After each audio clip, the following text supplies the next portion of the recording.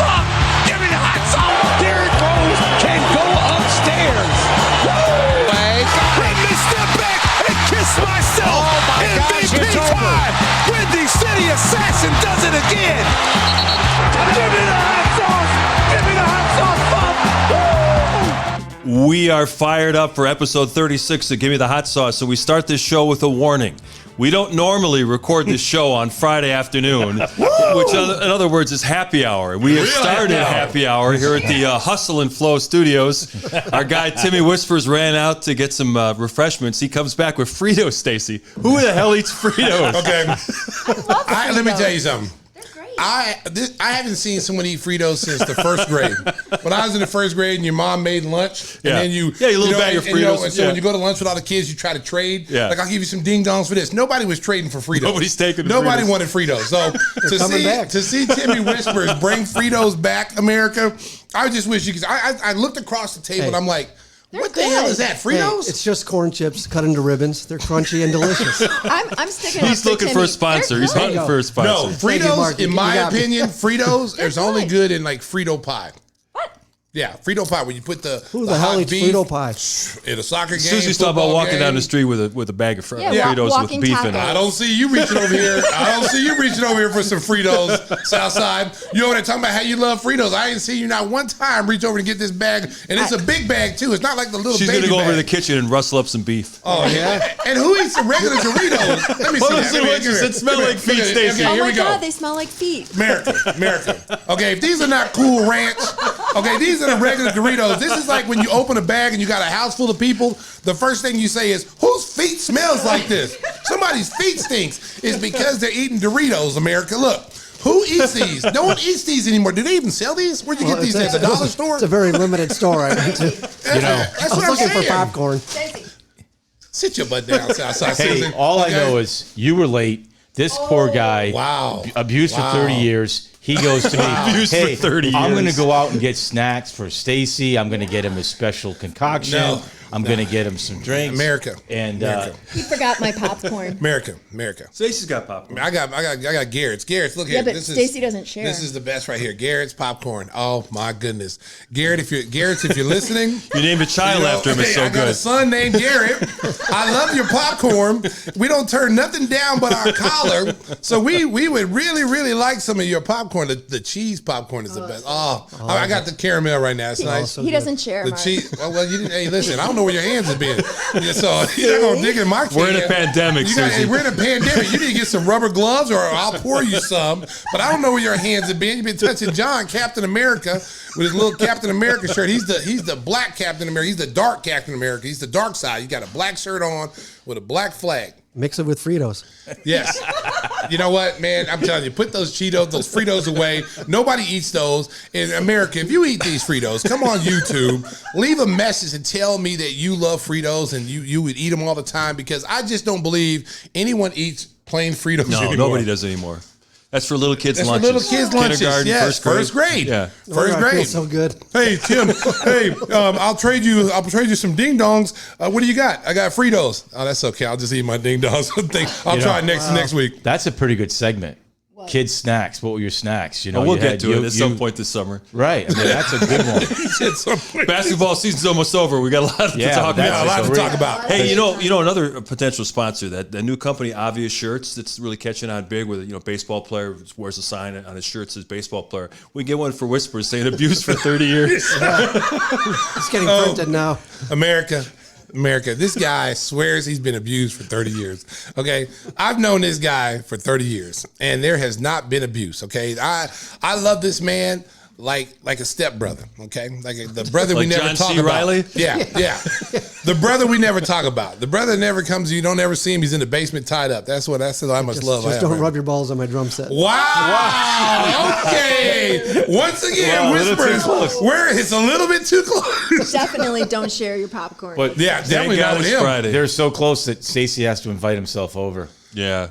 Yeah, you're just mad because you didn't get invited. We're still waiting for that. Give me the hot sauce. And I'm over there pulling for you guys to invite you over. Yeah. And he keeps stalling. Like I'm like, hey man, can I get those ribs this weekend? Let me call you back. And I never hear back from him. And then we're back here at the next show. It's been a whole week, and he says, hey, you want those ribs? Like, Did you see him on Instagram? wow. You're on Instagram? You know how to work Instagram? Yeah, boy. Oh, boy. So if you're listening to this podcast and you have access to YouTube, switch over because you're going to want to watch. Yes. There's all kinds of fun going to be going down over the next 90 minutes or so. And speaking of abuse, Mike Budenholzer and the Bucks really got abused in the first 2 games of the NBA Finals. Poor coaching strategy, poor execution, and Chris Middleton on a milk carton. I guess that pretty much sums it up, Stacey. Well, this is no time for disappearance. No. You get to the finals, it's one shot, your opportunity. You may not ever get to this pinnacle again. It's not easy to get here.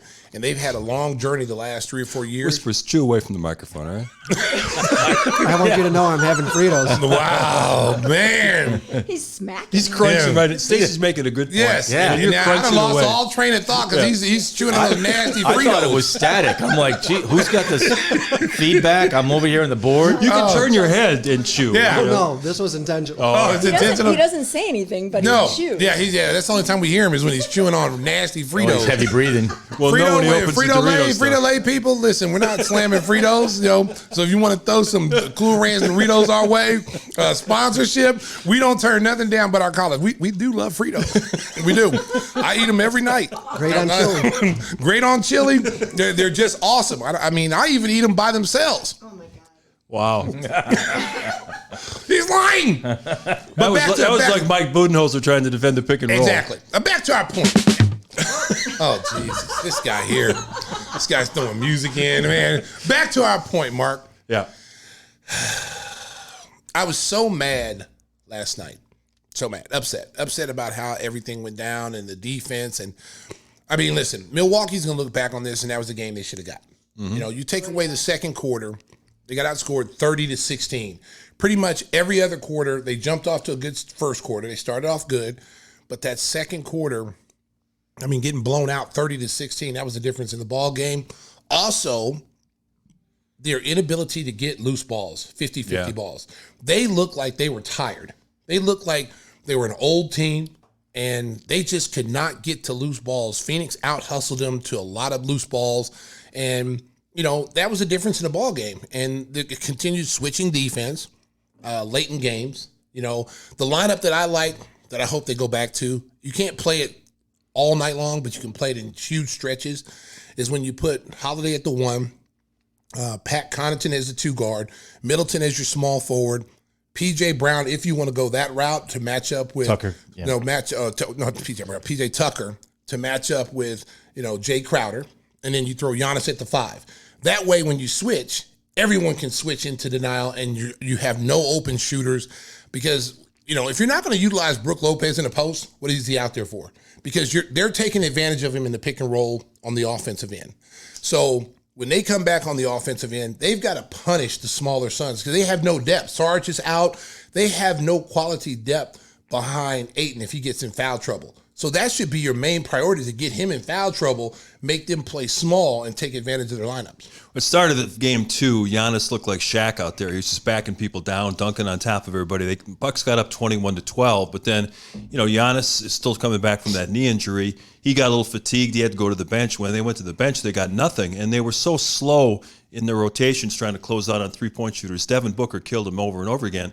Phoenix shot 20 for 40 from the three-point line, which is crazy good for the finals. Well, again, they're getting wide open shots. I mean, when you see guys like Booker and Paul should never be open. Right. Those are the 2 guys you never leave. Even if they're not even in the play, you have to stay connected to those 2 guys because they can kill you. But it's guys like Crowder who are getting wide open. Bridges killed you last night. You know, guys that you're not respecting as NBA players, basically. Those guys are killing you. You know, Crowder went to the finals last year with Miami. Mm-hmm. You know, he is a tough, hard-nosed player. He can knock down spot-up threes. And Phoenix does a great job offensively of really opening the floor. You know, and when they run those pick and rolls with Ayton, the difference between Ayton in this series and then a guy like Capella in the Atlanta series for Milwaukee is because Capella is just a dive guy. He's a guy that fumbled a lot of balls. He doesn't have really good hands, and they didn't really punish Milwaukee on those dive cuts. And he misses easy stuff around the basket. The difference in this series is Ayton can score. Ayton can score anywhere on the floor. He can pick and pop. He can pick and dive. He can post up. He's good with either hand. And when he rolls to the basket, he's not fumbling the ball. He's going up strong, and he's playing like a 7-footer, and he's playing with tremendous confidence in this series. And really, he's their third option, and he really, really gets them going. Everybody's talking about the fact that the Bucks have played poorly in a lot of areas. Though their pick and roll defense, both Middleton and Holiday haven't shot the ball well. But I think we're kind of short selling the Phoenix Suns. That's a damn good team. When you consider they hadn't made the playoffs since 2010, they'd been similar to the Bulls. They've been floundering in the lottery, just hoping for some good luck. They made some really good picks, but they're playing great. I mean, Milwaukee at the start of that game yesterday, Chris Paul killed them in game one. So they said, Chris Paul's not going to beat us in this game. They tried to send help for Chris Paul, dished it off in the corner. Mikal Bridges is hitting threes. Crowder's hitting threes. It seems like they have an answer for everything that the Bucks are trying. Well, and one of the things that is killing Milwaukee is when they drive baseline and they take the baseline, Milwaukee is funneling all the defensive players going to the guy on the baseline, and they're losing sight of the shooters. And so what Phoenix is doing, anytime someone drives to the baseline, automatically the guy on the opposite side slides to the corner to give an outlet pass to a wide open shooter. And that's when the Crowder's hitting. That's a Booker hitting that shot. And it's killing Milwaukee because all four guys are rotating to the dive guy. You have to stay connected to shooters. You don't need all four guys to collapse in the paint and try to stop a dribble penetration, especially when a guy's not even trying to score. He's looking to make that pass. Yeah, remember, they were 8-0 in the bubble last year, and right. A lot of people thought they could have probably taken down the Lakers. Nobody wanted to play them. And yet last night's game, they had 10 passes in 24 seconds. The spacing has been unbelievable, to his point. And like Stacey said, they stick to their principles. Guys are where they're supposed to be. You've seen a number of situations where it looked like the point guard, whether it was Chris Paul or even Cameron Payne, would get cut off underneath the basket, and you're thinking he's going to throw that away, and he knew exactly where the shooter was. Exactly, and it's the same. It's the same play every single time. Mm-hmm. It doesn't matter who drives baseline. It could be Bridges. It could be it could be Chris Paul, Booker. They're looking for that corner pass. They're not trying to score. They know they're not going to score because there's no way they can score with four guys in there. So they're looking to throw that little pass to the baseline guy. And the one thing I like about Phoenix is that the ball doesn't stick. Even if that guy in the corner has a wide open shot and they rotate out there quick, because they started to rotate in the second half out to that guy, they made that extra pass to where the guy left to go help. They went right back to the guy who's wide open. And it was Booker a lot of times, which you should never leave. Exactly. You cannot, if you're Milwaukee, and I'm going to continue to say this, there's two guys on the floor you cannot leave. You have to stay connected to them. You cannot worry about helping people out. You can only help if they're in your area. If someone's driving towards you and you're at the top of the circle, you might be able to slide one step down and close the drive off, make him pick up his dribble, then close back out to the shooter. But to full out sell out and try to double team like a guy like Jay Crowder dribbling. Why are you doubling Jay Crowder? Right. He's not going to beat you off the dribble, but you're overcommitting to things and it's leaving wide open shooters. You know what? I was just going to say, when you look at this game too, every number favors the Bucks except for the shooting, the 3-point shooting. Points in the paint, fast break points, offensive rebounds. I know there was some 50-50 balls that we talked about, but I mean, to me, the problem has been this 3-point shooting, this willingness to stay with that, like instead of having Brook Lopez punish the opponent in the paint. I mean, they had 8 games so far in the playoffs, so they shot less than 30%. They're not going to be able to do that against the Suns. Well, in today's game, the 3-point shot is the great equalizer. And what was it yesterday? 20-9. I'm not great at math, but that's 33 points difference. Right, that makes up for all the other things. For all the other things. Well, and I said this. We were talking about this before we came on the show, and that was a great discussion. We should have recorded that. We should have recorded. I mean, so we might not ever get that good again. But if you're going to play Brook Lopez, number one, and they're going to expose him on the defensive end, you have to expose Phoenix on the offensive end. You have to put him in the paint. You got to say, okay, they're going to double you because Ayton can't guard you one-on-one. And get him in foul trouble. Get him in foul trouble because they have no one coming off the bench with size. So you get Ayton out the game. That's one element out the game that's been killing you. He's gone now, okay? Now you force double teams. People are coming down doubling Brook Lopez. Now your shooters are wide open. Boom, boom, boom. You knock some shots down. Yeah. Hey, we should say something about the 2-time MVP, Giannis Antetokounmpo, who scored 42 points, including 20 in the third quarter. That hadn't been done since Michael Jordan, I think, back in 1993, scoring 20 points in a quarter. when you Susie was impressed. It takes a lot to impress her. Oh man! Wow, John still hasn't impressed her. I'm performing on Saturday night at Zany's. By the way, this is the shirt, the South Side. You can't see it, but this is the shirt that I purchased for her. This is my 25th wedding anniversary. No. Yeah, well, yeah, that's not true. Yeah. Oh, look at it. He's like, Wow. that's not true. Well, we'll see. You should at least let her show the shirt. Yeah, show the shirt. Yeah, you mentioned the shirt. Yeah. I got it. There you go. There it South is. Side. Yeah, she's representing. Very that nice. was the only gift that she got Nah, it's not for her wedding anniversary. I do want to mention that our guest, Mark Price, is in the Sriracha waiting room.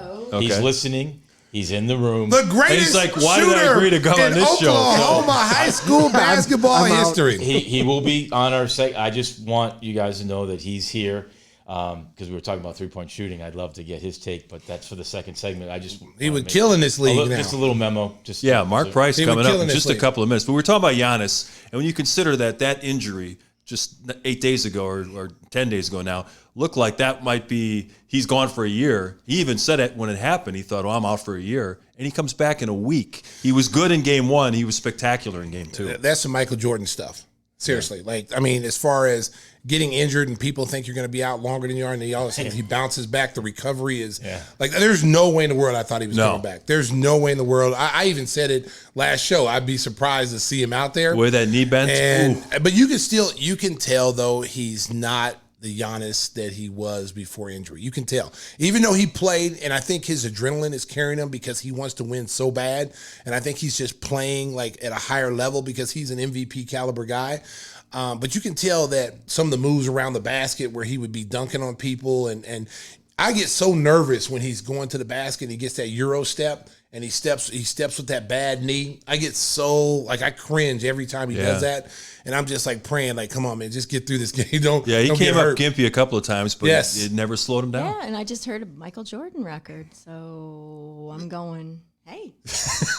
What the hell are you talking Lay about? out, Giannis. Did she eat some Fritos? She just happened to No, just she jump actually in. had a beer. Oh, no wonder why she's talking. No wonder why she's talking. Thank God it's Friday. It's Friday. Yeah, That's happy hour. outside. It's happy hour at Woo! Danny the Hot Sauce. I don't want to rain on the happy hour, but I'm sorry. 42 points in 40 minutes. I think the only thing he shouldn't maybe limited was the 3-point once again, 1 for 5. Yeah. Because I think It's hard to everything criticize else, him after 42. Listen, right? But I'm it just is saying, hard to criticize but, him. I mean, he was running over guys. I'm sorry. I mean, Listen, we're all armchair point guards when it comes down to it. Okay, my take on Giannis is that when that lineup I said going small would really take his game to another level, take the shooter's game to another level because you play him at the 5, PJ Tucker shooter at the 4. Middleton shooter at the 3, Connaughton shooter at the 2, and then you got Drew Holiday also that can break down the defense and drive. It opens up so much for him to be inside, to be able to dive, to set screens and rolls. How many screen rolls have we seen him with a 1-3, a 1-4 screen roll, a 2-4 screen roll? There is none of that. He's not doing any of that. He's getting a lot of his stuff getting off the glass, and he's starting the break and initiating the offense, and he's trying to go coast to coast. I'd like to see him be more efficient scoring wise. So he had to really work to get 42. Seriously, they're playing defense on him like they've been playing defense on him. Well, Jay Crowder. Jay Crowder is the Giannis. Go back to the years where Milwaukee couldn't advance, where they packed the lane in and said, listen, you're not going to drive on us. And Phoenix is doing that to him, and he's scoring, but he's having a hard time, especially not being 100%. It's wearing him down. It's wearing him down. Yeah. But your point of that lineup, and then you could bring in, you mentioned Lopez and Forbes now. Yes, right? Now, if you're going to post up Lopez, because Forbes don't do that. Forbes needs to be getting the ball on the move, single, double screens coming off catch and shoot. Guy, okay, yeah. Or if there was a double team on Lopez and dribbles to the middle, double team comes, he fans to one side, they hit him on the move, 3-point shot. Because he is a very good 3-point shooter. Yeah. But he's not a good 3-point shooter when he's just kind of a standstill guy. If you're just going to stand there and he has to just raise up, he's not that. He's got to be moving around, coming off single, double screens. Yep. And if they don't get him moving, then he's going to have a hard time scoring because you don't really have to guard him then. Because if he's not moving, he's going to stay in one spot. I can run down and help on Giannis on the drive and force Giannis to give the ball up. And then you got Forbes not ready to shoot Then he's forced up a shot because Phoenix is rotating very well. They're getting out to the shooters. No one's getting really open looks. They're really, really the kid Bridges is doing a great job on Middleton. Oh, he's locked him up. I mean, the same thing we saw Cam Reddish do in Atlanta. Yeah. Now you're seeing a guy who actually played all year, 6'7" long arms. Yeah, and he played all season, and he's one of their better defenders. Yep. And he's really, really giving Middleton a lot of hard problems because of the length. Yeah, it looks pretty desperate for Milwaukee right now, but we've seen this in series. Even for the Bucks, they lost the first 2 against Brooklyn. I think they lost by 100 points in game 2, and they came back and won the series. It's I mean, never can over. they get back in this? Yes, they can, and that's why going home, game 3 is so important. How you start game 3. You cannot come out, and we saw them in the playoffs come out at home flat. You cannot get off to a flat start. You got to come out with energy. You got to use the crowd. Phoenix crowd was unbelievable. Like, seriously, I was sitting there watching the games. I was ready to go out there and shoot some jumpers. I was pumped up. The crowd was hyped. I mean, seriously, they were hyped. How annoyed are you, though, with the ABC coverage of the double box showing the fans counting down? I mean, is that kind of gimmicky? Like, somebody from way up top thought that was a great idea. The fan box is from bigger guys than that cover the Giannis. game. Like, Giannis has sped up his routine. yeah, too. but he's getting it off easily do within we 10 really seconds. need to see a double box of some Jeff Spicoli-looking dude counting down? I mean, seriously, like this is the NBA Finals. This isn't some regular season game. It's kind of Stinger's got his director hat on. Yeah, it's kind of over the top. I think it's over the top. Yeah, I do. Yeah. I mean, you're sitting there listening to this countdown. It's like, okay, obviously the officials are not going to call it, so stop counting. Yeah. It's like 1, 2. Remember they did that to Karl Malone in the finals. Yeah, but the official's not going to call it. So just who cares? let it go. Who cares? Let it go. Yeah. 11 for 18. Not too shabby. Right. If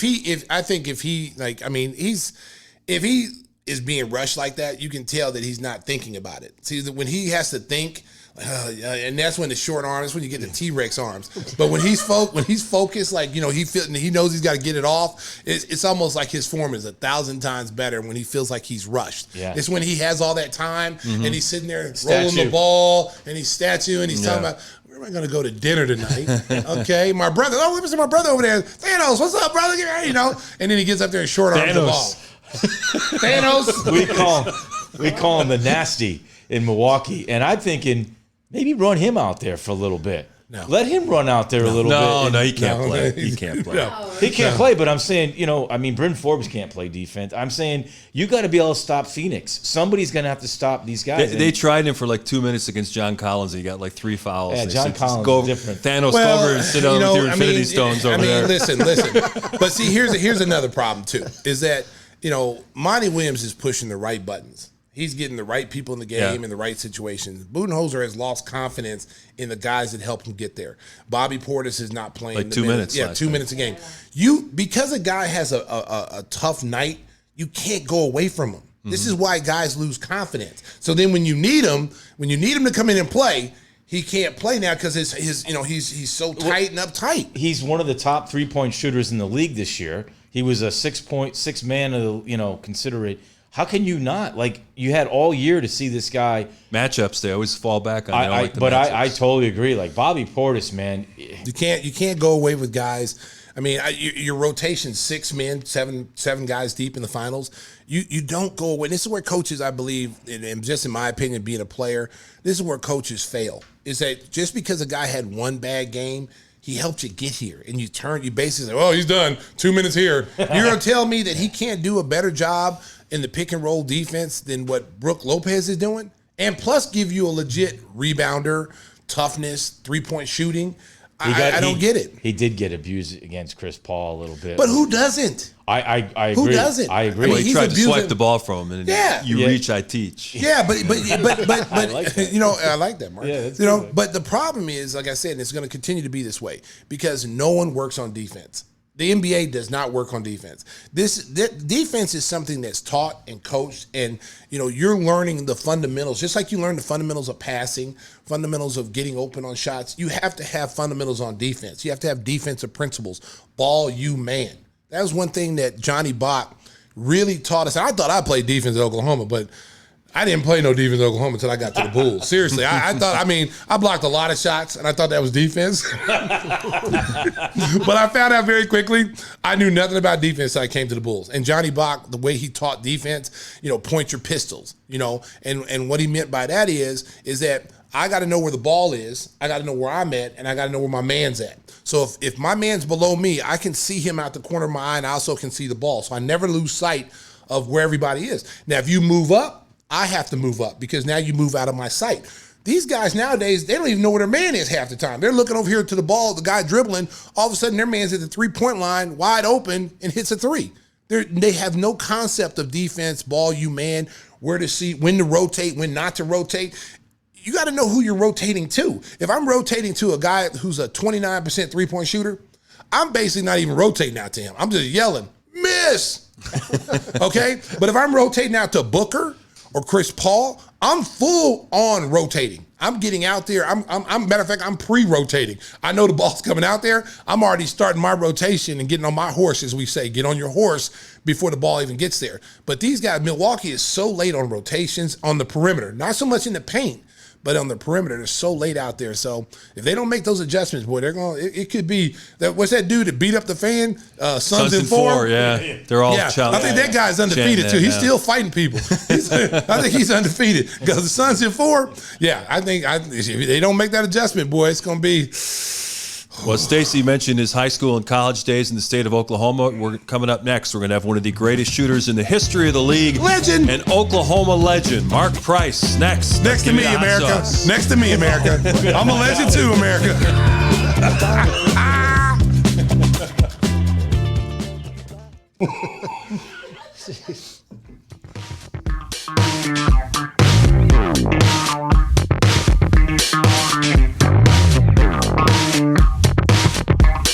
We are back, episode 36 of Gimme the Hot Sauce, and it's time to welcome in our special guest, a man who is very familiar to Chicago Bulls fans from battling Michael Jordan and company when he was a star guard for the Cleveland Cavaliers.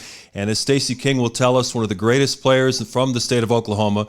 He says, what, the second best of all time? Hey, listen, America. I'm just going to say one of the greatest shooters, not just in Oklahoma history, like schoolboy history. Right. Okay? Right. If there would have been a three-point line when he played in high school, every record would be his. And that's no joke.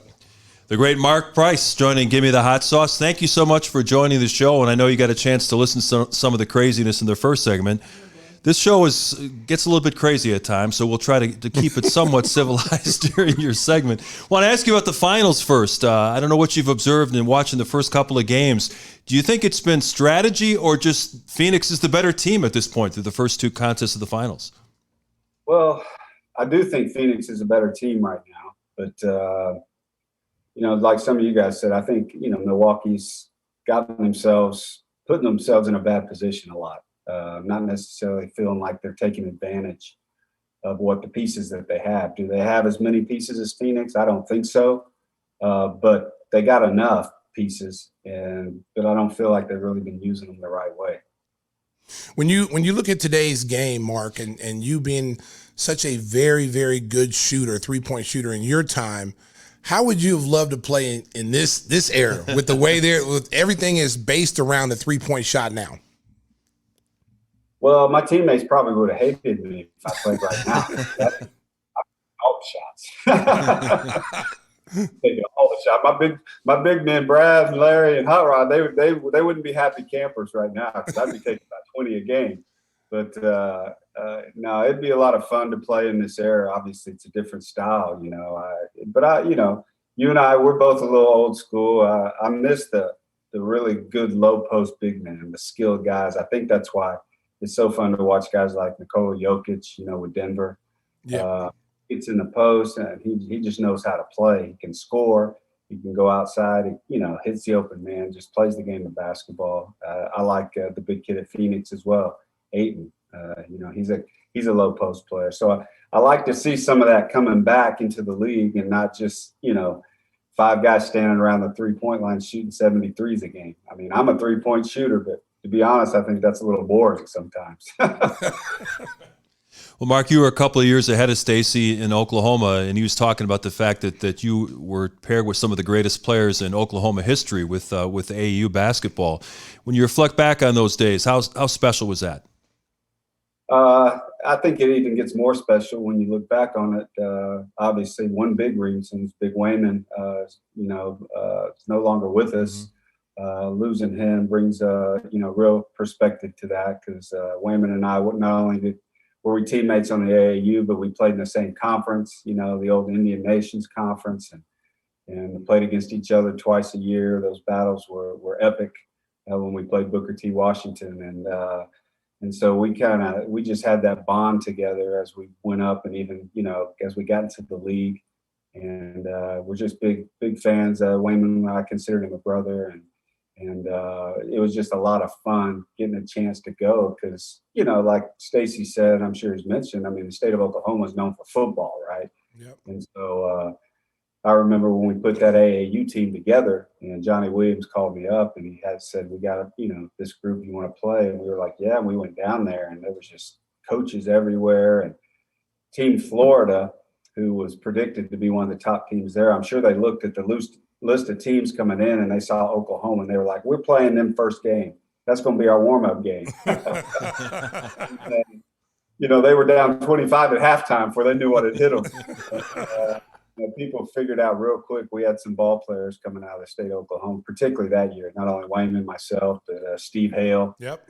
Went on to play in North Carolina. You had guys like Anthony Bowie, Chew Kennedy, those kind of guys. I mean, it was a talented group of guys in the state, and it was a lot of fun to kind of make our mark out there and play all the big schools and all the big players from all the other states. It was a lot of fun. My question to you, Mark, is how in the hell did you get out of the state of Oklahoma and end up at Georgia Tech? Did Billy Tubbs recruit you?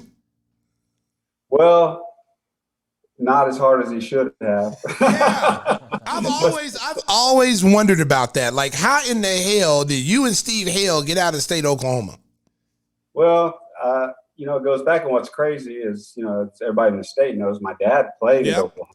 Yeah. My dad Oklahoma. And I don't know if Billy thought this or what, that Wayman was their guy. I mean, he was their number one guy. And, looking back on it, I mean, like I said, I didn't pass the eye test in a lot of ways. I was a baller, but I mean, I was 5'11", 155 pounds. And so, I'm not so sure, they really thought how good I was or knew how good I was, but they didn't really put the time and effort in to find out. And, I think a lot of people just assumed I was going to Oklahoma because my parents went there. I mean, Wayman was going there.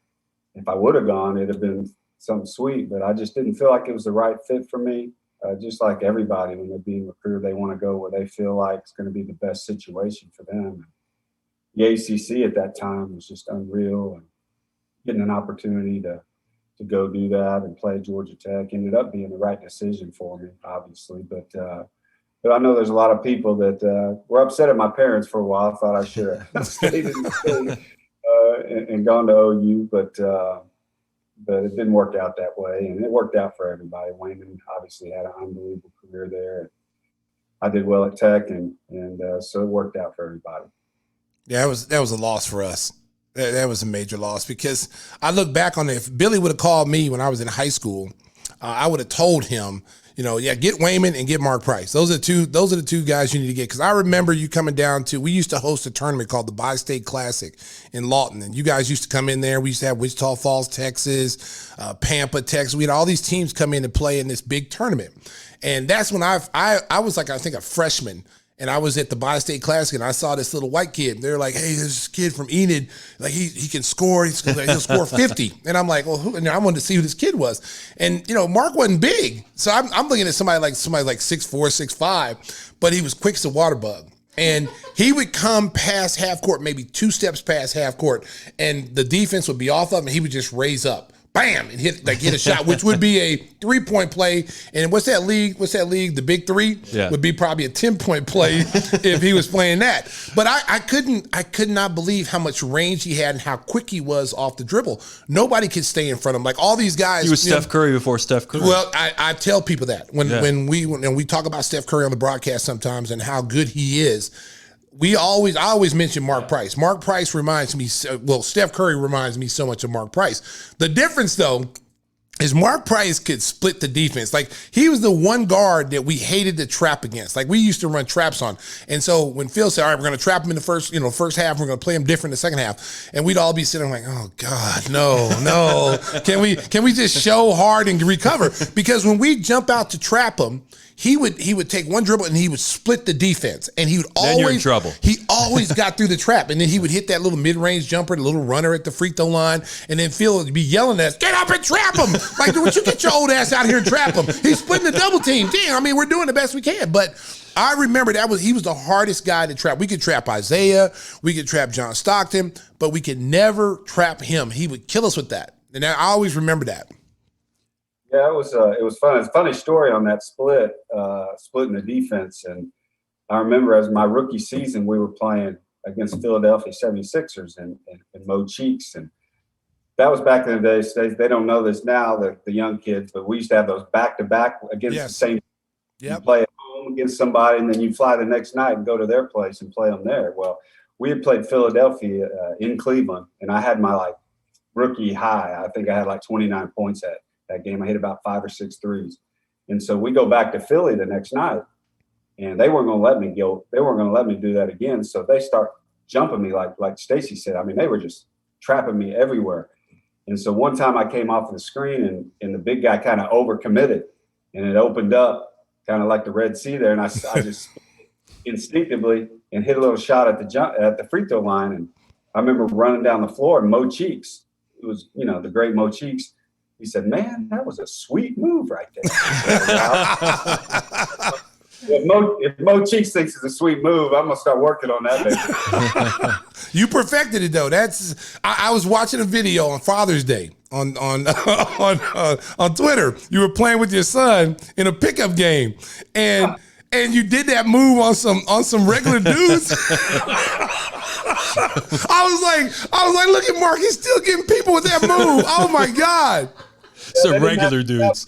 They didn't have that scouting report. You could tell they were ankles were breaking, people were falling down, and he was coming off the screen. The screen sucked. The screen was terrible, but he still was he's still doing that same move, and he was getting all these doctors and lawyers that were falling down. And I'm like, oh, he had to show his son. I saw where you said you had to show your son you still can play. Yeah, I gotta show them every once in a while. I don't pull it out often, but. Hey, Mark, when you reflect back on your NBA career, people always love to put together lists, lists of this and that, and they talk about the greatest NBA teams not to win a title, and your Cleveland Cavaliers group, so talented, so deep, but unfortunately had the misfortune of running into Michael Jordan and the Bulls during those years. When you look back on the battles that you had with Chicago, what stands out in your mind and maybe some regrets about a game that got away? Well, people obviously I get asked about that a lot, the Bulls, and did I hate having to play the Bulls every year? And the thing was I love those series. I mean, those series were, Stacey knows, I mean, we probably don't get the credit that we deserve in a lot of ways because we didn't win a championship. But, I mean, we were really, really good team. Yeah, they were. And we were a tough out. And we enjoyed playing the Bulls. Matter of fact, of course, everybody got the documentary that Mike did and got a taste of all that. But, that year Michael hit the shot against us, we beat Chicago 6 times that year. And wow. I tell people all the time that at least that one particular, that season, we were the better team, but it come playoff time, Chicago had the better player, and so many times, as you see over the course of the season, particularly in the playoffs, it's those superstar players that set teams apart that are able to put a team on its back or to hit that great shot that needs to be hit at the right time. And as good as we were, and I mean, it wasn't like we were playing bad in those games and in those series. I mean, Chicago and Michael just were able to always just take it up one more notch. And, that part was frustrating at times, but also, I mean, when you know that you're playing at your highest level and you get beat, I mean, it just happens in life. And a lot of times we weren't as healthy as we needed to be as well going into playoff series that hurt us. And a lot of times it's a matter of which is the healthiest team. I think you're seeing that in this season more than you have ever seen it before. I mean, Phoenix might be the healthiest team. Yeah. And here they are on the cusp of winning a championship, and a lot of reasons because they've been able to stay healthy this year. But yeah, we were a great team. People talk about, I think when we lost Ron Harper, Yes. that was an X factor for us because, nobody can match up with Michael, but Michael was going to get his 30, but Harper was going to get 20, 25, and Michael was at least going to have to guard for a little Yes. bit. And I think when we lost Ron, when they made that trade, a lot of us guys, a lot of the guys that play in Cleveland, we still to this day don't really understand that trade and what went behind it or the thought process. But it definitely hurt us, our chances to win a championship, because Ron was just that one guy that could go get a hoop, when you need one. And he was a little bit of that X factor for us that I felt like was a guy that would have taken us over the top. I agree with you 100%, because when you guys traded him to the Clippers for Danny Ferry, I thought that really hurt you guys, because we honestly felt that, watching those games and being in those games with Harp, MJ could score 35, Harp could get 30. And then, that was an equalizer per se for you guys, because you guys had, like you said, an X factor guy that can go out there and get buckets. And then you think about all the guys that you had on that team that were great players. Cleveland was a great team. Yeah. You had Mark, you had Hot Rod Williams, Larry Nance, you had Doherty, who was arguably one of the better centers in the league at that time. And they had matchup nightmares. You had Craig Elo coming off the bench. You had Mike Sanders. They had a nice squad. And then when they made that trade and sent Harper, we were all like, yeah, because let me tell you something. Harper had gave us like 40 the night before they traded him, or the week before they traded us. He came to Chicago and gave us like 36 or 40 points. Then they traded him out to the Clippers, and we went out on our annual West Coast trip to play against the Clippers and Harp, and he gave us 40 something out there for the Clippers. And we were all just sitting there like, wow, man, if they would have kept this dude, like, what were they Glad thinking? He's out of the conference. Yeah, but my thing is, I want to ask you this, because I was in college when MJ hit the shot. Okay, so take our listeners into that huddle going into that timeout with your team and what Lenny was talking about, and what you guys' defensive philosophy was on that particular play, because you guys had the game won, and you come out for the timeout, he's going to be the guy that's going to take that shot. You know it. So what was going through your head and your team defensive strategy at that point? Well, the strategy was obviously Michael was able to get the ball anyway, but Craig Elo was guarding him, and Larry Nance was the guy that was guarding the inbounder. And so Lenny's thought process was, Larry's going to, as soon as they hand the ball in, he's going to leave his guy and try to go deny Michael the ball, kind of double team before he catches it kind of deal. Don't let him catch it. Well, Michael was able to kind of go out and then come back and catch it and put him in a one-on-one situation against Craig Elo. And so Michael, in 2 dribbles, was able to get to his spot. Whereas looking at it in hindsight, it probably would have been better to just kind of let Michael push it out, let him maybe catch it closer to half court, and now maybe double team to give yourself a better opportunity. Hindsight's always 20/20, but Michael was just a great player, and he wasn't going to. He beat that double team to get the ball and then just made a great play. It was unreal. He literally had to hang in the air. Craig Elo did a fabulous job getting back into play. Michael raises up, Craig comes by, Michael just hangs and lets him come by. But the shot go. It was incredible shot. But obviously it was devastating for us, but it was definitely a classic. No doubt that whole game was just back and forth, and it was an awesome game to be a part of. I caught a clip last week of your old teammate Brad Doherty. He's a big NASCAR guy. He does a lot of national commentary, and they showed him in the pits at 7 feet interviewing this driver who had to be like 5'5", and the guy's looking up at him like it was his father. When you see Brad on TV now, you give him a hard time about the way he's assimilated into broadcasting and being this NASCAR expert.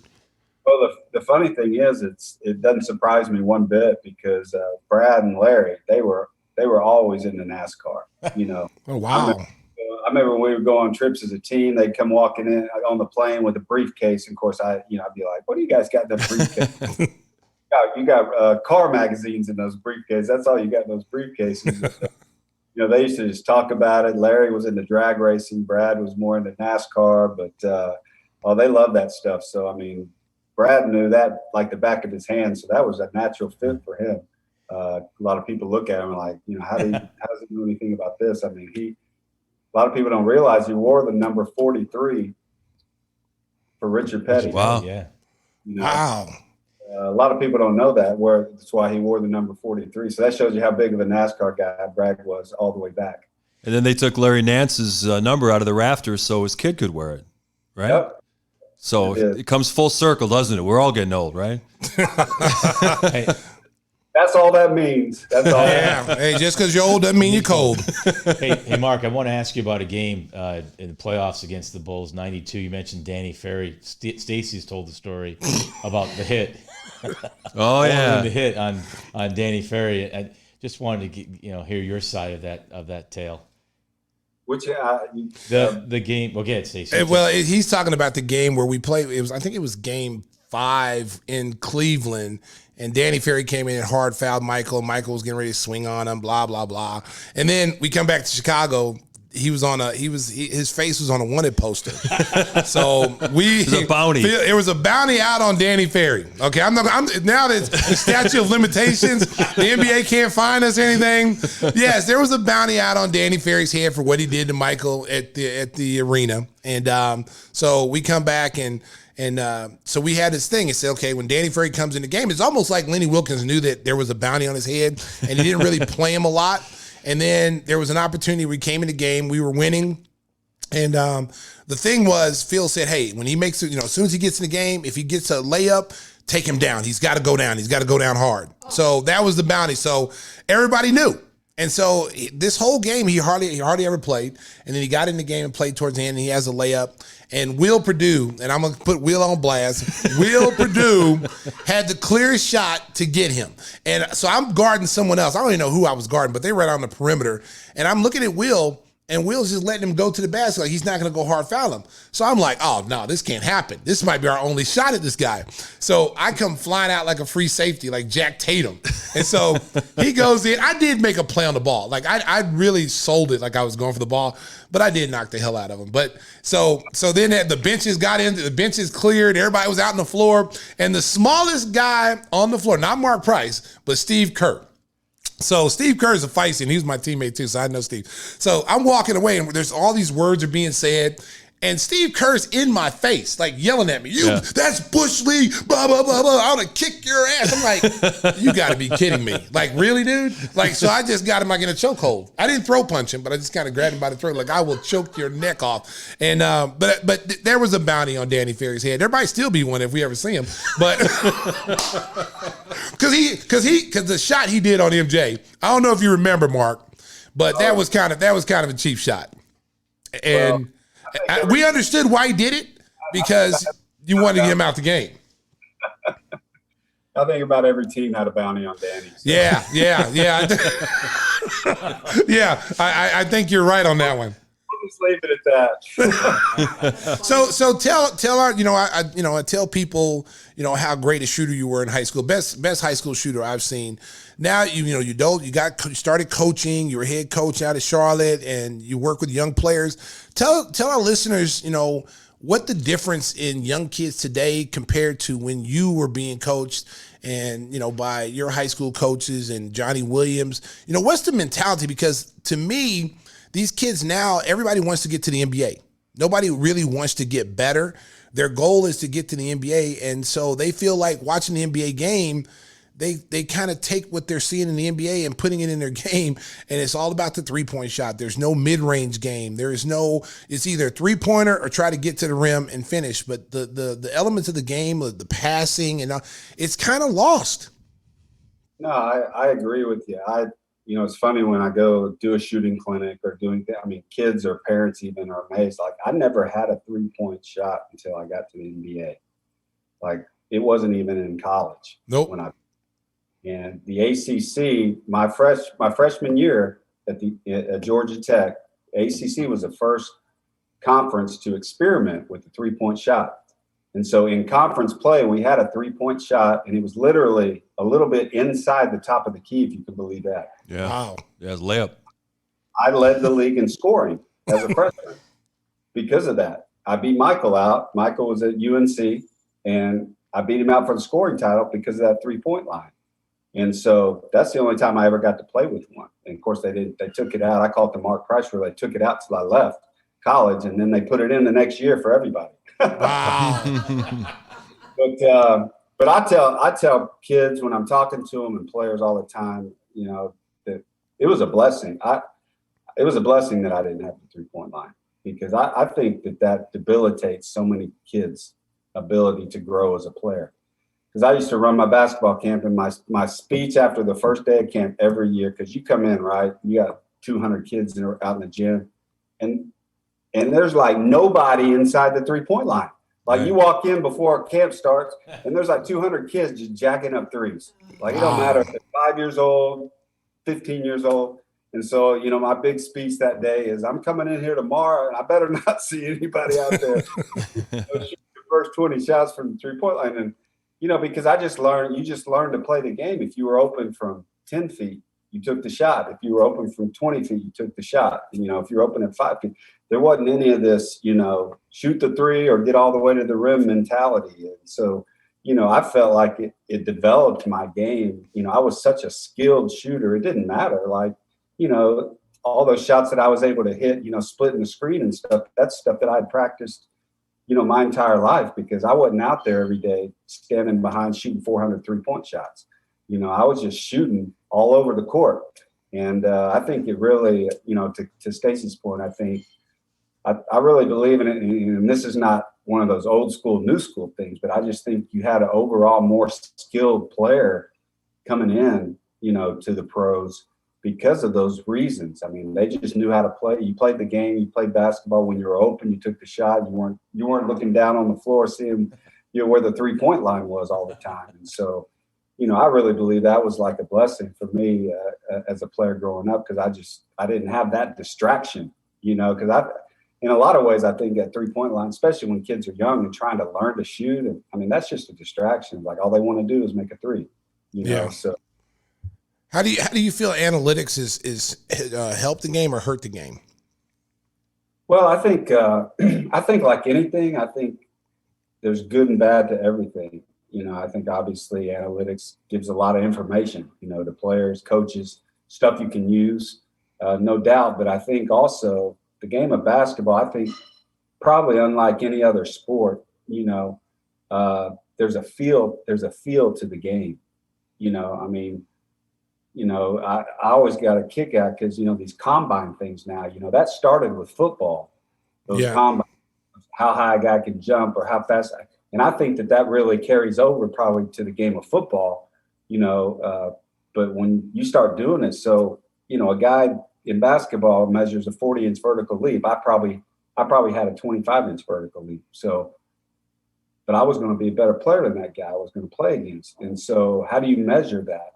And I think, you know, the analytics, I tell people all the day, if I had to go to the NBA combine, I probably wouldn't get drafted, you know? Yeah. So it's like, I think there's part of the game that you can't measure a guy's heart. You can't measure, you know, his feel for the game and things like that. And that's why I think I'm enjoying this series, because Chris Paul, he's old school point guard, right? Yes. Out there, just playing the game the right way and just lighting it up.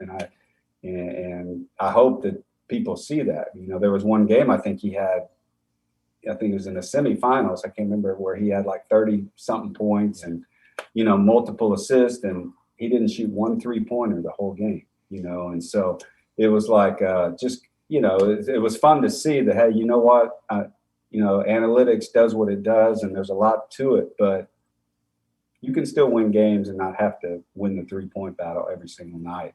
And agreed. Yeah. We had Sam Smith on last week, and he talks about how no one talks about the great Knick teams. It's all about what happened just now. It was in reference to, it might have been Chris Paul, what he did. He's the greatest player ever. And no one talks about some of the great Knick players that he saw. You played in an unbelievable super team era. The Boston Celtics, the Lakers, you mentioned the Sixers, the onset of the Bulls, the Pistons. I mean, can you just tell our viewers that may not have watched any of those games in the 80s, what it was like to play in the league? I know you touched on the Bulls, but before the Bulls, there were all those other teams. I just would like to get your take on how competitive it was to play, not just in the Eastern Conference, with the Bucks too, but what was that like? I mean, the Eastern Conference, when I got into the league, when I showed up in Cleveland, was just off the charts. I mean, you had Boston, Chicago, Detroit, Philadelphia. The Bucks were good. I mean, it was just like loaded. And what other people forget as well, there was only 24 teams. Yep. And so, I mean, you had literally guys, your 6th, 7th, and 8th men on teams back then could light you up on a given night. I mean, you had, the Vinnie Johnsons of the world. We had a guy named John Battle who played in Atlanta. I mean, the dude comes in cold, stepping on the floor, going to get you 20, on any given night. I mean, that the level of, now, I mean, in my opinion, you got guys that are starting, in the league now because there's so many teams and it's spread out so much that would have a hard time, getting on the floor with the rosters of some of those teams. I mean, you talk about the Celtics with their roster. I mean, Parrish, Bird, McHale, Dennis Johnson. I mean, Danny Ainge. I mean, that's your starting group. I mean, that's just, crazy, and so it was so much fun and so much of a challenge for us as a young core with our group to come in and have to compete against that every night because you had no choice. You were either going to get better and you were going to compete or you were going to get your butt kicked every night. And, it was a special time, a fun time. Like I said, I feel blessed to have played in that era. I got to play against so many of the all-time greats from, Kareem Abdul-Jabbar, Dr. J's, Larry Birds, Magic Johnson. You just keep going and going and going. And it was just every night was a thrill, to play in the league. Well, Mark, we want to thank you so much for joining us. Obviously, you were one of the all-time great shooters, Yes. had a great run with the Cleveland Cavaliers, some classic battles with the Chicago Bulls. And we tape an episode of Give Me the Hot Sauce every weekend, and at least once a month, Stacey King references the great Mark Price. I mean, he mentions you all the time as one of the all-time greats he played against. Hall of And Famer in my book. You have those Oklahoma ties, those roots run deep, and he talks about those days very fondly. So thank you so much for joining the show. Continued success in your career, and we love catching up with you, Mark. I appreciate having me on, man. I always appreciate you, Stacey. Oklahoma brother, man. Yes, sir, Ski. Hey, tell your brothers I said what's up. All right, I will. Take care. Thanks, Mark. That is the great Mark Price. Great Mark Price. Hall of Fame in my book, baby. Get him in the Hall of Fame. Coming up next, we're going to go off the wall with a topic that I think you're going to have a lot of fun with. It is a happy hour edition of Give Me the Hot Happy Sauce. hour, baby. Nobody knows how dry I am. Give me the hot sauce. Give me the hot sauce.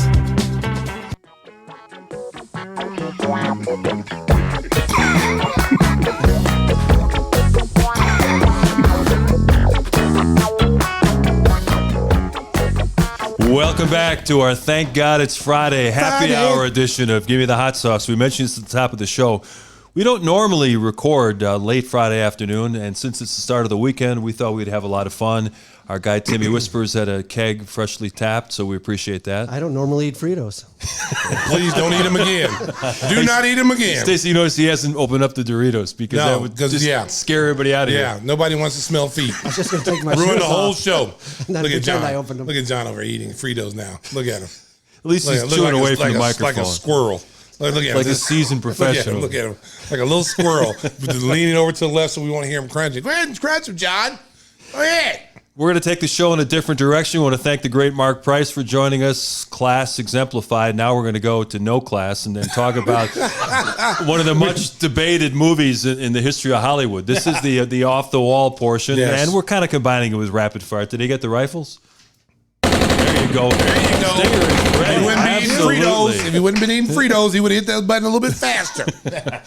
We got to talking in our production conversation about one of the movies we all enjoyed called Once Upon a Time in Hollywood. Took some liberal looks at the life of what happened in that disaster in Hollywood when there was all those people killed, where Charles Manson supposedly was involved, and we don't know if the movie was actually accurate, but it was a lot of fun to watch. And Stinger, you were telling us about a great stuntman by the name of Gene LaBelle, who actually was one of the motivations for that. Yeah, I get, apparently, according to Tarantino and things I've read, that Bruce Lee didn't like stuntmen. Yeah, and he kind of abused them. And so Tag him. And the Green Hornet, the stunt coordinator, brought this guy Gene LaBelle. And if you look up this guy, because this guy had a unbelievable wrestler, grappler, I think he had nicknames, and so he brings in Gene LaBelle apparently for a scene, and he basically beats up Bruce Lee. And Bruce Lee brings him in and and Stacey can elaborate a little bit about Bruce Lee, how he used all different forms, but he kind of brought him into his repertoire, and that was Cliff. That's Cliff's the Brad Pitt character. Yeah, and the thing that we were talking is like Tarantino says, "Oh yeah, Cliff was a killer. He could have killed Bruce Lee."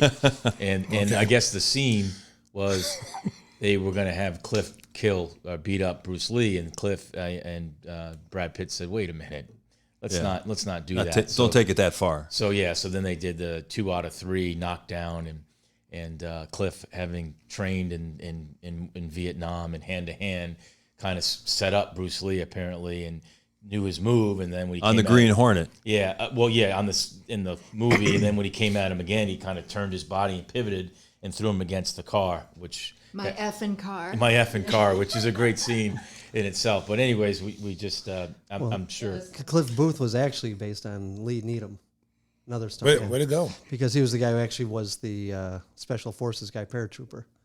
So And Stacey, you're telling two stories. you've done a lot of research on Bruce Lee, so you're very familiar with it. He was a small guy, but obviously wasn't afraid to take on anybody. But in this legend from the Tarantino story, that he felt like a grappler could take care of Bruce Lee. Lies.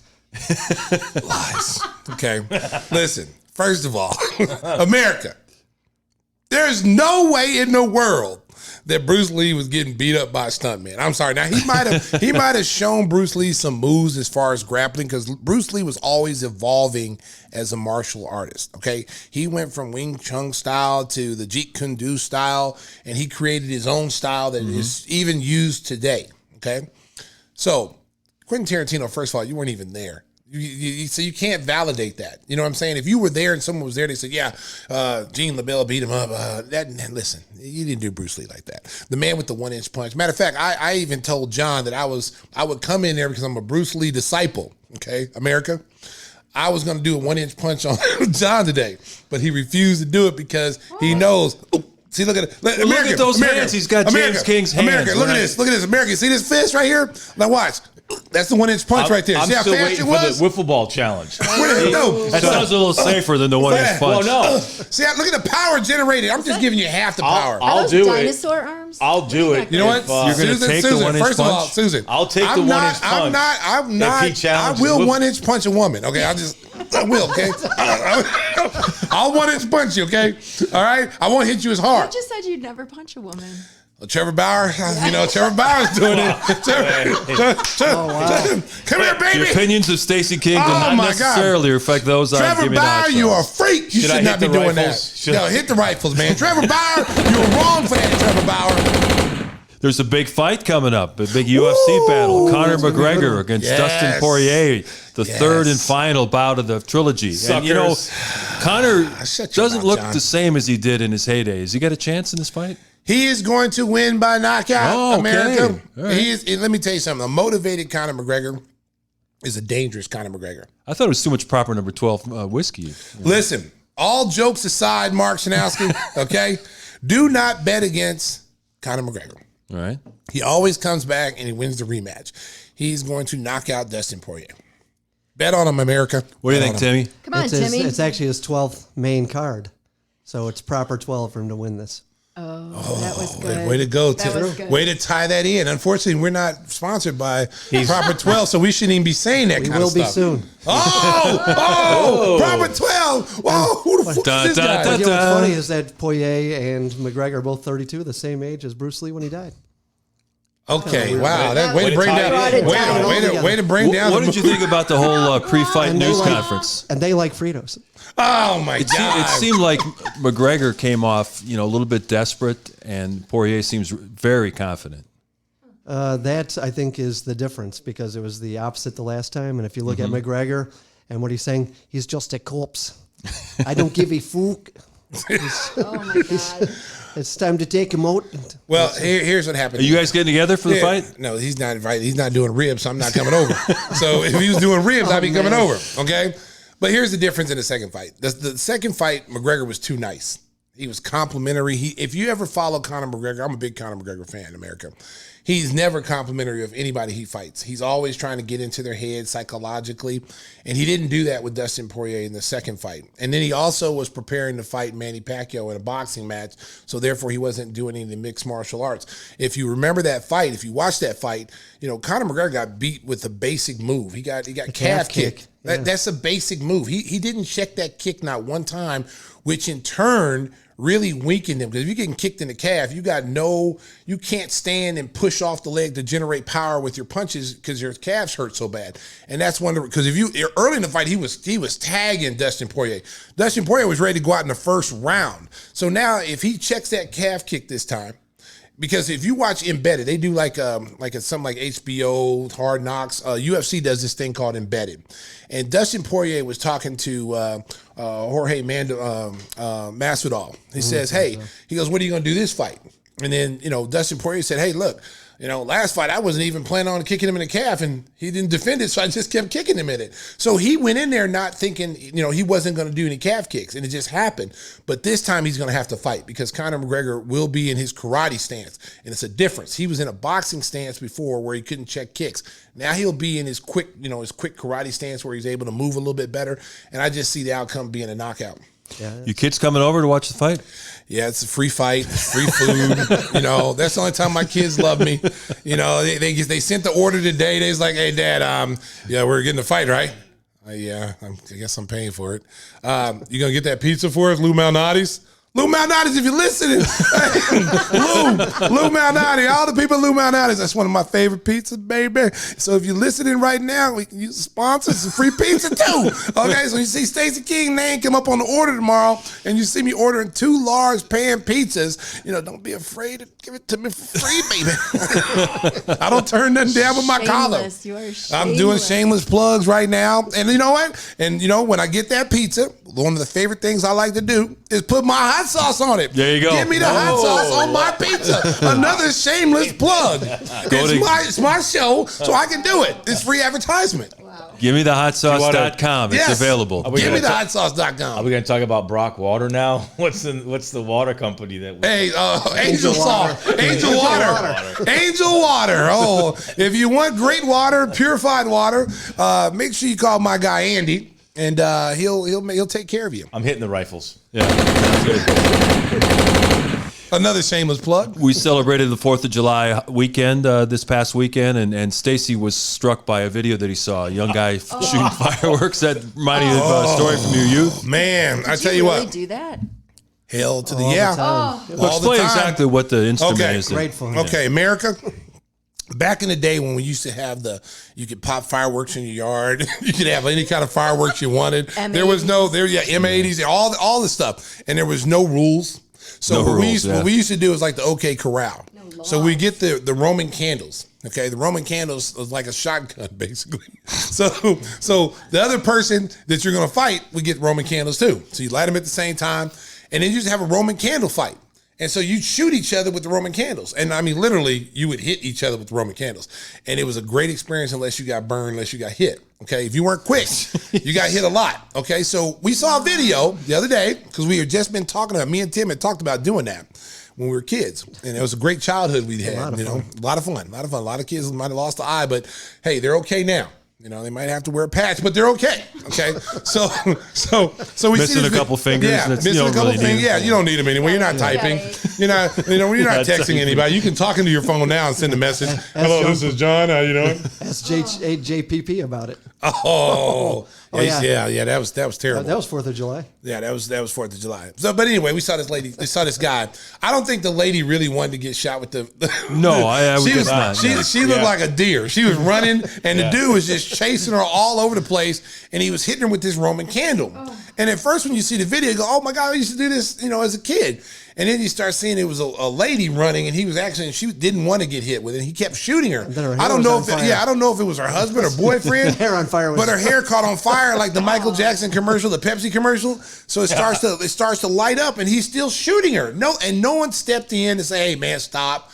Don't do that." Everybody was laughing, having a good time. Nobody liked her. I must have. She must not have been a friend to anybody over there. Not a blanket, not a bucket of water. Nobody put a bucket of water on her. No one put a towel over her head. She just was running around. He was steady shooting her with the candle. But again, we can look back at our childhoods and look back on that, and we used to do the same thing. But no one's hair caught on fire. We didn't have that situation. Do you think that Mark and Brent Price were doing that in Enid, Oklahoma? No, they lived in the suburbs. They had people come to the house with fireworks and sparklers.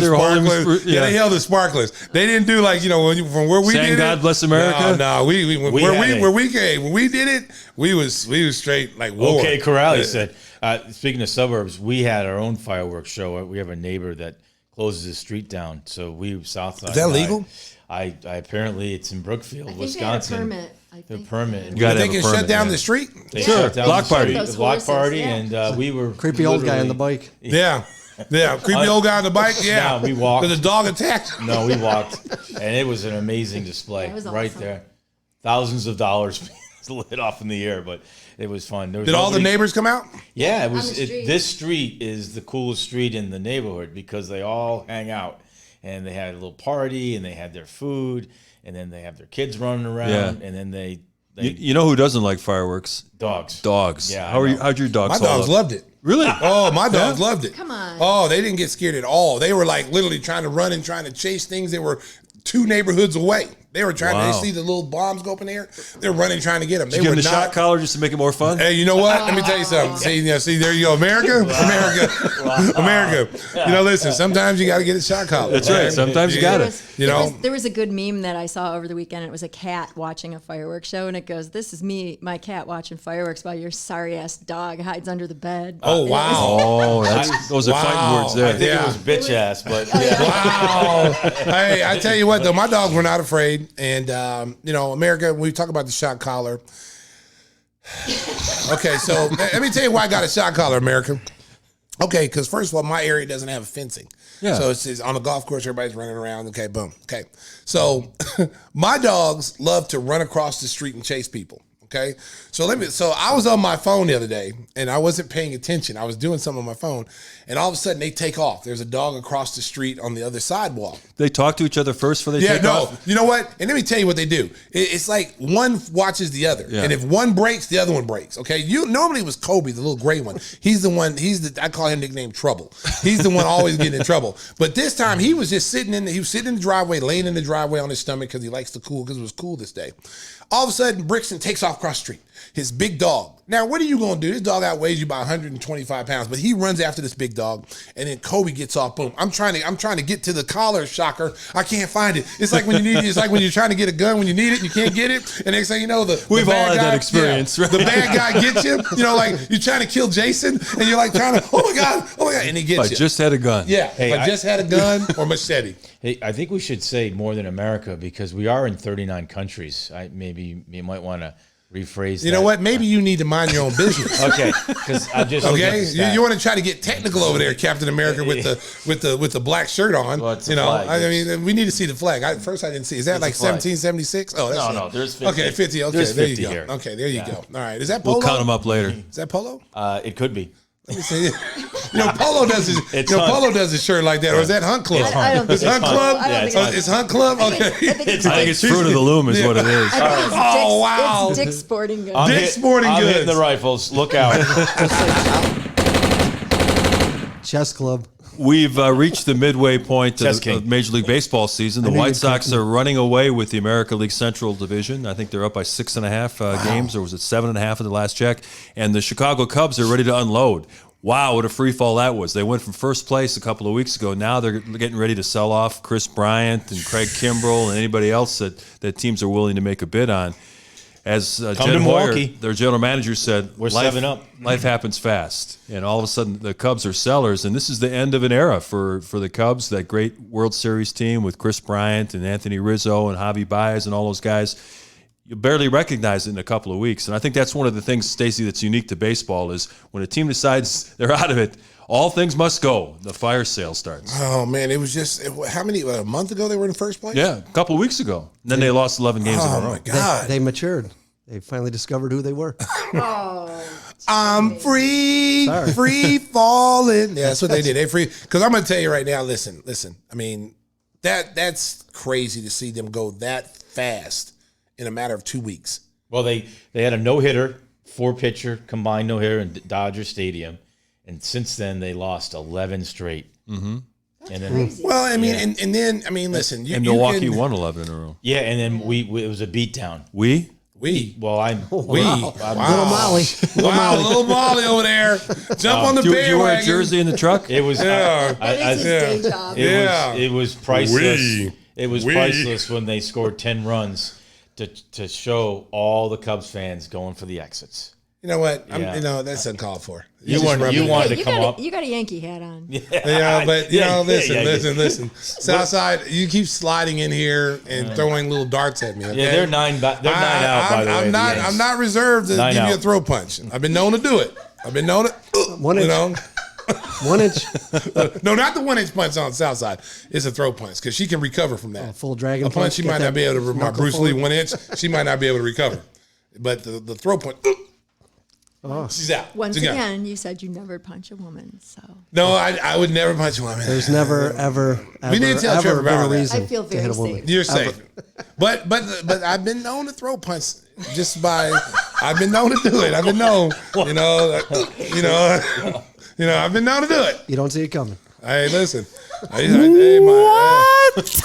Lois King might have got throw punched a couple times. I don't want to tell you about that. I had to throw punch. Might have throw punch my mom. This just turned into true confessions all of a sudden. I don't know what's going on. No, I never. Listen, wait a minute. She was on a different team than James King. Listen. Every story you've told, she's on the same team. I would never throw punch my mother. My mother was 6'1", and she could throw them hands. Okay, and she was a dirty fighter. Okay, you just never knew what was coming your way. It could be a fork in the eye. It could be those wooden spoons that used to be on your wall. Used to hang back in the 70s. The wooden spoon and fork. She's been known to pull one of those off and hit you in the head with it. What did she hit your brother with? Corn on the cob. No. Oh, my older brother? Yeah, older brother. Oh, my other brother got a yadro in the head. But see, my younger brother, when he was like, he might have been about 9 years old. He kept harassing my mom in the kitchen when she was cooking, and so she's like, "Hey, mom, what are you gonna eat? When are you dinner?" And just kept talking like he was one of those people that do auctions. Hey, mom, what are you gonna eat? When are you gonna fix it? And so she said, "Boy, if you don't get your little ass away from me, leave me alone." Like, mom, come on, man, when are you gonna eat? When are we gonna have dinner?